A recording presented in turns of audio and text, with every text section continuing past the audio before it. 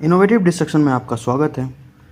अभी बीएसएससी का वनरक्षी रिजल्ट जो वायरल हुआ है उसके कारण छात्रों में जो उथल पुथल है और जो भी आंदोलन वगैरह अभी हुआ था उसके बाद एक नाम जो है जो बहुत उछल के सामने आ रहा है वो है रैंक लिस्ट।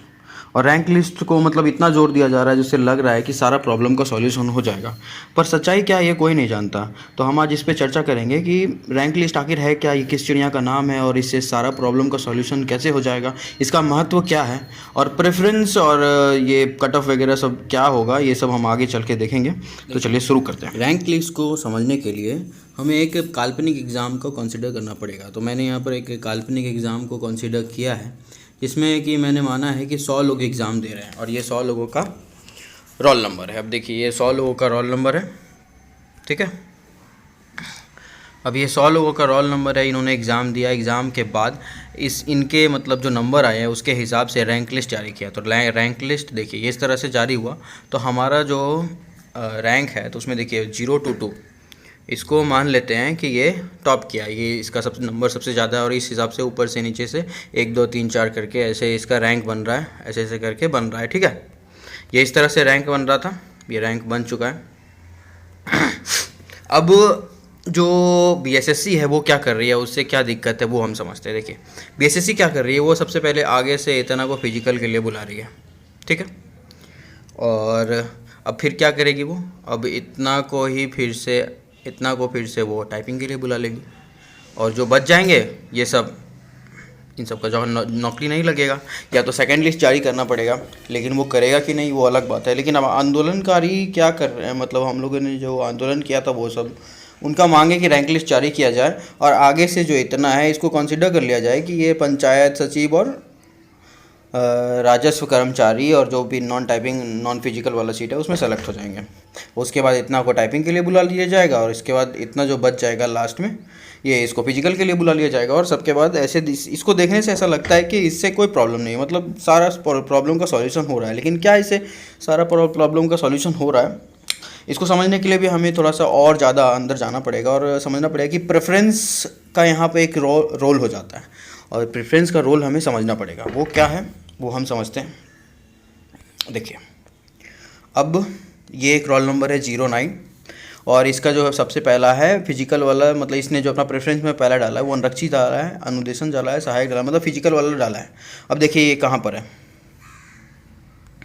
अब देखते हैं ये यहाँ पर है, ये 09 जो है यहाँ पर है। और अब जो आंदोलनकारी है उसके हिसाब से ऐसा बोला जा रहा था कि आगे से जो है ये आगे वाले को ये हम मान लेंगे कि ये मतलब राजस्व कर्मचारी और पंचायत सचिव में चला जाएगा। तो इसको आगे वाला को हम लोग को नहीं बुलाना है फिजिकल टेस्ट के लिए या टाइपिंग के लिए, ये तो अभी नॉन टाइपिंग वाला नॉन फिजिकल वाला में सेलेक्ट हो जाएगा। लेकिन बेचारा ये जो 9 है ये तो नहीं हो पाएगा क्योंकि इसका तो प्रेफरेंस में फिजिकल वाला था पहला, तो इसको तो बुलाया ही नहीं जाएगा। इसको तो और इसका अगर प्रेफरेंस में राजस्व कर्मचारी होगा तो ये तो उसे मिल जाएगा, लेकिन ये संतुष्ट तो नहीं हो पाएगा, इसके साथ थोड़ा नाइंसाफ़ी हो जाएगा।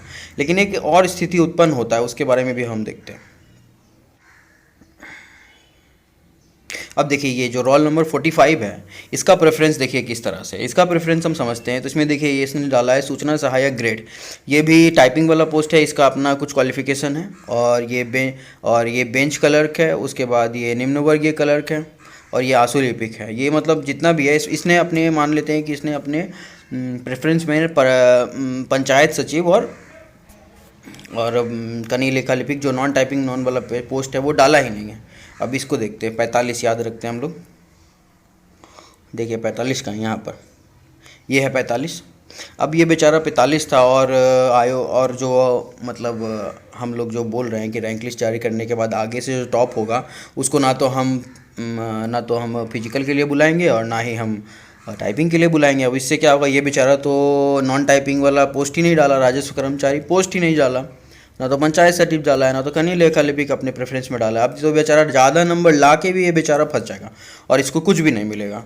लेकिन अगर हम आयोग की स्थिति से चलते हैं और आयोग के हिसाब से चलते हैं और वो इतना आगे को इतना से अगर बुला लेता फिजिकल के लिए, फिर इतना को टाइपिंग के लिए बुला लेता, तो तब इसका फुलफ़िल होता है।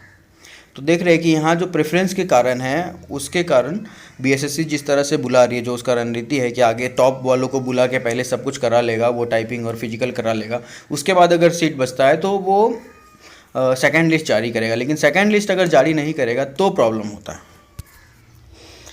अब हमें इसी बात पर ध्यान रखना है कि बीएसएससी सेकेंड लिस्ट जारी करे, क्योंकि अगर जिस तरह से रैंक लिस्ट जारी करके अगर ये करती है बीएसएससी तो उसमें भी बहुत सारे के साथ नाइंसाफ़ी हो जाएगी, और अगर सेकेंड लिस्ट नहीं जारी करता है तो सीट खाली रह जाएगी। जिस तरह से अब हमने देख लिया कि हमें मतलब प्रेफरेंस के कारण टॉप से ही लोगों को बुलाना पड़ेगा, टॉप से ही मतलब फिजिकल के लिए बुलाना पड़ेगा और टॉप से ही टाइपिंग के लिए बुलाना पड़ेगा, तभी ये ठीक से चलेगा। और अगर रिक्तियाँ रह जाती है, रिक्तियाँ खाली रह जाती है तो सेकंड लिस्ट जारी करना पड़ेगा, इस पर हमें जोर देना पड़ेगा। लेकिन तो रैंक लिस्ट का जो मांग हो रहा है, रैंक लिस्ट का जो इतना चर्चा हो रहा है, इसका कोई मतलब कोई तुक नहीं है क्या, कोई मतलब नहीं है क्या? ये फालतू में हम लोग इसका मांग कर रहे हैं।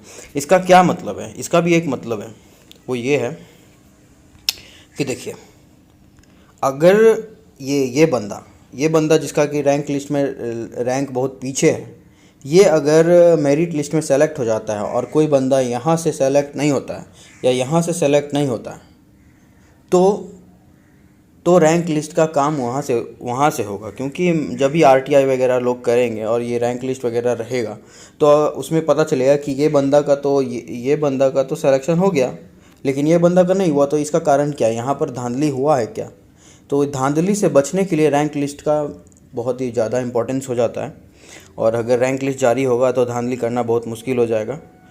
तो रैंक लिस्ट तो जारी होना चाहिए, लेकिन सेकंड लिस्ट जारी करना बहुत ज़रूरी है, क्योंकि रिक्तियाँ तो खाली रह जाएगी, टॉप वाले सारे सेलेक्ट हो जाएंगे, उसके बाद भी रिक्तियाँ रहेगा। तो सेकंड लिस्ट जारी करना बहुत ज़रूरी है, इस पर हम लोग को मतलब फोकस करना पड़ेगा। अब खैर आगे जो भी हो देखा जाएगा, जो भी खबर सामने आती है आप सबके समक्ष रखता रहूँगा। तब तक के लिए नमस्कार। इनोवेटिव डिस्ट्रक्शन के साथ जुड़े रहें। आप सबका धन्यवाद।